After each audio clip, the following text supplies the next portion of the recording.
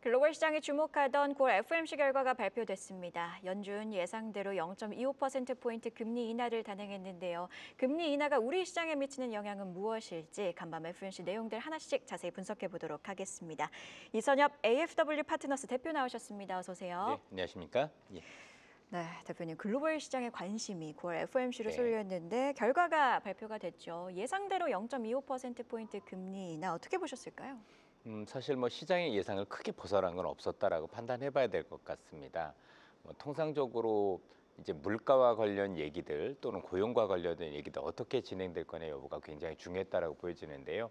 기본적으로 물가에 대해서도 여전히 상승에 대한 위험이 있다라고 얘기를 했는데, 다만 현재 이중 책무 중에서 지금은 고용에 대한 위험이 더 커졌다라고 발언을 했기 때문에 현재 연준의 시각은 우리가 알고 있는 물가보다는 고용 중심으로, 즉 경기 둔화겠죠. 이쪽으로 초점이 이어진 거라고 보시면 될 것 같고, 여러 문구 중에서도 나름대로 고용 시장에 대한 위험을 많이 지적을 했다, 이렇게 보시면 될 것 같아요. 그래서 전체적으로 연준의 어떤 무게 중심 자체가 혹시 고용이 이로 인해서 둔화된다라면, 이로 인해서 경기가 안 좋아진다라면에 대한 우려를 바탕으로 선제적으로 금리 인하를 통해서, 우리 보통 보험적 금리 인하라고 얘기를 많이 하지 않습니까?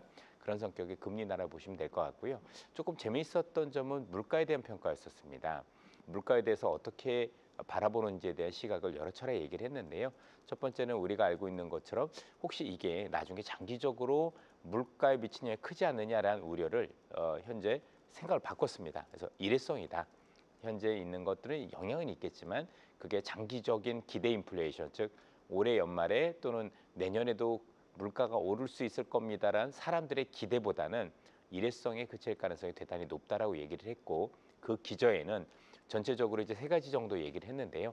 하나는 이미 알고 계신 것처럼 뭔가 이제 지금까지 올린 관세에 대해서 사실 일반적인 그 관세를 하는 그 수출업자나 이런 사람들이 가격 전가를 좀 안 하고 있다, 이런 얘기가 있었고, 두 번째는 경기가 좀 둔화되고 있고, 또 전체적으로 좀 고용시장이 좋지 않기 때문에 나름대로 이와 관련해서 경기가 조금 둔화되고 있는 점들이 물가 상승을 제약하고 있다, 이런 표현을 한 것 같아요. 그래서 전반적으로 놓고 뭐 어떤 느낌이었냐면, 이거 뭐 파월 의장의 약간 그 정치적인 그런 압력이 생각보다는 조금 반영되었을 수도 있겠구나, 이렇게 판단해 볼 수가 있을 것 같습니다. 지금 경기 그리고 물가 이야기를 해주셨는데 물가 같은 경우에는 관세발 인플레이션은 조금 일시적이다 이렇게 파월 연준 의장은 이야기를 했지만 경제 전망, 수정 경제 전망을 보면 기대 인플레이션은 유지가 되어 있는 상황이지만 내년도 인플레이션 전망이 조금 상향 조정이 됐거든요. 0.2%포인트 올라갔는데 이건 어떻게 해석해야 될까요? 뭐 그게 크게 우려스러울 수준은 아직까지는 아니다라고 볼 수가 있을 것 같고요. 이 물가 전망에 대해서는 사실 아직 정확하게 판단하기가 어렵습니다. 왜냐하면 궁극적으로 이 물가와 관련해서 가장 핵심적인 역할을 해야 되는 국가가 중국이에요. 그런데 우리가 지금 이제 시간이 지나니까 야, 이거 관세에 대한 영향이 물가에 미친 영향이 없는 거 아니야? 크지 않네, 이렇게 생각하실 수도 있겠지만 전체적으로 아직 결정된 게 크지 않기 때문입니다. 사실 한국 제품에 대한 그 가격이 오른다라고 해서 관세가 부과된다고 해서 미국의 물가에 미친 영향이 크지는 않습니다. 왜냐면 우리 거 말고 다른 나라 거 사면 되거든요. 문제는 뭐냐면 생활 필수품에 대한, 아니면 전체적으로 물가에 영향을 미치는 국가들은 이미 알고 계신 것처럼 옆에 있는 멕시코라든가 아니면 중국이라든가 인도라고 바라볼 수가 있을 것 같아요. 최근에 뭐 인도와 관련해서는 굉장히 고관세 이렇게 돼 있지만 여전히 중국이 가장 큰 영향을 미치고 있기 때문에 중국과의 어떤 무역 협상이 조만간 있을 거잖아요. 이 결과에 따라서 뭐 예를 들어서 중국의 이 관련된 여러 가지 것들이, 뭐 중국이 지금 미국이 원하는 것처럼 콩을 4배를 사주고 보잉 100대를 사주는 그런 결정, 이런 결정 이후에 만약에 중국과 관련된 관세를 현재보다 훨씬 더 인하를 해준다라면 의외로 우리가 생각했던 것보다 물가에 대한 영향이 적을 수도 있고요. 또 뭐 반대 케이스가 되면은 물가가 오를 수도 있기 때문에 향후에 중국과의 어떤 대화 이후에 물가의 방향을 결정하시는 게 맞는 거지, 연준에 있는 현재 이 결정이 그런 것들을 모두 반영하고 있지는 않다, 이렇게 볼 수 있을 것 같습니다. 자, 그러면 점도표는 어떻게 보셨을까요? 연준의 금리 전망이 좀 담긴 점도표인데 올해 전망 같은 경우에는 보니까 저 네, 아래에 맞아요. 외로운 섬 하나가 찍혀 네. 있더라고요. 어떻게 보셨을까요? 뭐 보셨겠지만 스티브 마이런이라는 친구가 뭐 0.5씩 지속적으로 금리 인하를 하는 그런 점도표를 찍었다라고 보시면 되겠습니다. 뭐 아무리 트럼프의 어떤 신복이라 하더라도 사실상 제가 볼 때 그냥 엉터리다 이렇게 봐야 될 것 같고, 그런데 이와 관련해서 우리가 파월 의장도 한마디는 했습니다. 왜냐하면 이 스티브 마이런 친구가 들어와서 또는 이제 이런 어떤 그 연준의 정치적 압박으로 해서 영향이 있을 것 같지 않느냐라고 얘기를 했더니 제 답이 뭐냐면 이 스티브 마이런 사람이 들어와서 본인의 의지를 관철하려면 정말 많은 설득이 있어야 될 것이다. 연준을 정말 많이 설득해야 되는데 그게 쉽지 않다라는 표현을 했다. 이렇게 보시면 될 것 같고요. 연준이 여러분들 아시겠지만 19명의 위원들이 있고 그중에 12명이 돌아가면서 투표를 합니다. 그럼 그 12명의 투표를 하는 위원들을 마이런이라는 사람이 야 이건 아닙니다라고 계속 설득을 해야 되는데 대부분의 연준 위원들은 거기에 동요를 그렇게 크게 하지는 않습니다.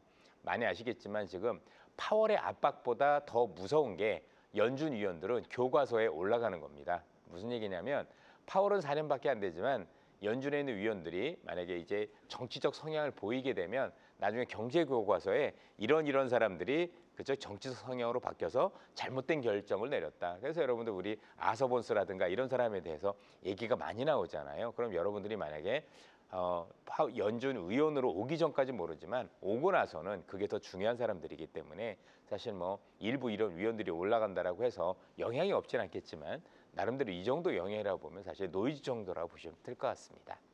결국에는 노이즈로 볼 필요가 네, 있다. 그렇습니다. 이렇게 정리를 해주셨습니다. 파월 연준 의장 발언도 좀 짚어보도록 하겠습니다.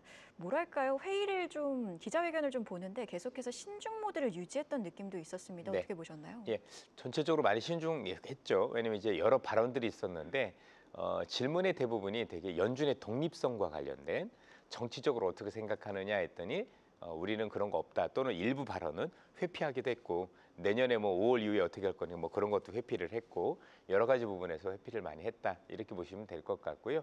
역시 이제 가장 중요한 점들은 물가에 대한 얘기들 그다음에 고용 시장에 대해서 어떻게 바라보는지 이 여부가 되게 중요했는데 우리가 생각했었던 것처럼 고용 시장에 대해서는 우려를 여러 가지로 표명을 하고 있었다라고 보시면 될 것 같고 고용이라는 것 특징 자체가 아시는 것처럼 한 번 망가지기 시작하면 급격하게 망가지는 특성이 있는데 지금 같은 경우는 아직까지는 균형이라고 하지만 되게 불안한 균형인 거죠. 그러니까 노동에 대한 공급도 적었고 이민자들이 많이 없었기 때문에 수요도 적어 있는 상태에서 이 여러분도 알고 계신 것처럼 노동 공급이 조금만 또는 수요가 문제만 된다고 하더라도 사실 노동 시장이 급격하게 변할 수 있는 조짐에 있기 때문에 이런 것들을 미연에 방지하기 위해서 일단 금리를 내렸다 이런 표현을 썼고 또 재미있는 얘기를 했던 게 뭐냐면 추가적으로 인하할 수 있다는 의지를 분명히 보였다라는 거죠. 그래서 이번에 금리 인하가 일회성으로 그치지 않고 추가적으로 할 수 있다는 점들을 얘기를 했다. 문제는 뭐냐면 이런 점들은 이미 우리가 시장에서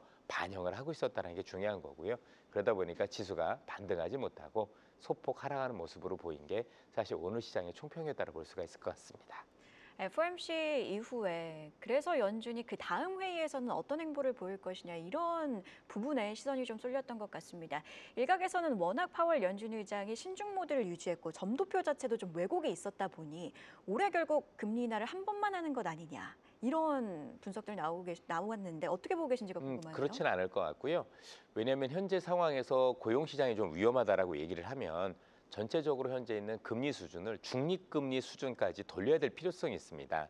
현재 연준이 생각하기로는 현재 있는 기준금리 자체가 중립금리보다는 1%포인트 높다라고 얘기를 하고 있습니다. 그러면 이번에 한 번 내렸으니까 아직도 한 0.75 정도 높다라고 판단해야 되는 거니까 두 번 정도의 금리 인하는 여전히 열려 있다라고 보는 게 보다 합리적이지 않을까라는 생각을 하고 있는 거죠. 즉 우리가 현재 금리 인하를 했지만 현재는 기준금리 수준은 여전히 원래 중립적인 것보다는 훨씬 더 제약적인 수준에 있는 거고 자 고용이 망가질 것 같은데 제약적인 수준이라면 앞뒤가 안 맞는 거잖아요.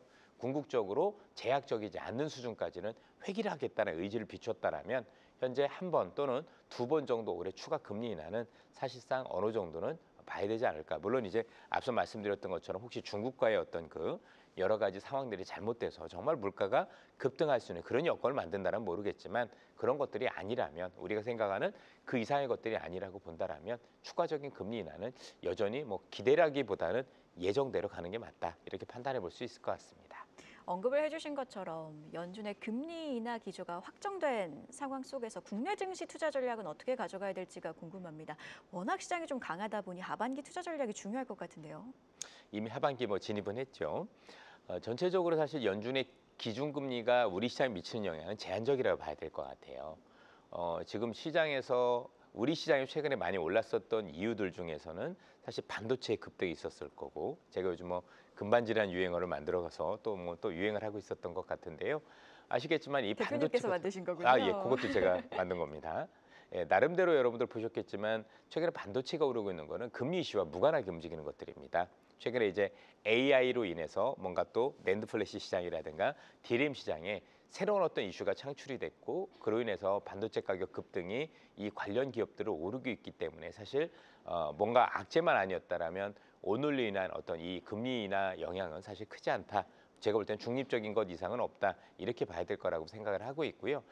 두 번째는 이거 말고도 또 국내 요인들 같은 경우, 그렇죠? 국내 시장에서 밸류업이라든가 아니면 상법 개정 이런 것들과 관련한 것들도 미국 금리와 관련해서는 사실상 크게 영향이 없죠.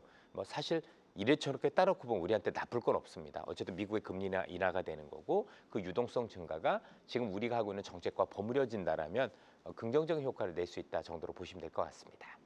관련해서 정말 짧게 주목하고 계신 섹터도 한번 여쭤보겠습니다. 저는 말씀드렸지만 금반지와 조방원이 계속 돌아가면서 순환매를 이룰 것 같고요. 조방원 같은 경우는 우리나라 산업이라기보다는 뭔가 글로벌 흐름에서 궤를 같이 하고 있는 거고, 금반지 중에서 여러분들 반자만 빼놓으면 또 이제 국내 요인인데, 제가 볼 때 이 요인들이 사실 굉장히 크게 단기적인 요인이 아니라 꽤 장기적인 요인으로서 우리 시장을 좌우할 것 같습니다. 그래서 저는 긴 흐름에서 시장을 긍정적으로 보고 있기 때문에 이들 관련 종목들 두고 계시다라면 저는 지속적인 보유 관점으로 보시는 게 어떨까 싶습니다. 조방한 금반지 강조해 주셨습니다. 네, 지금까지 이선엽 AFW 파트너스 대표와 함께했습니다. 고맙습니다. 계속해서 다양한 경제 이슈를 알고 싶다면 구독과 좋아요, 알림 설정 부탁드립니다. AI 캐스터 권미정이었습니다.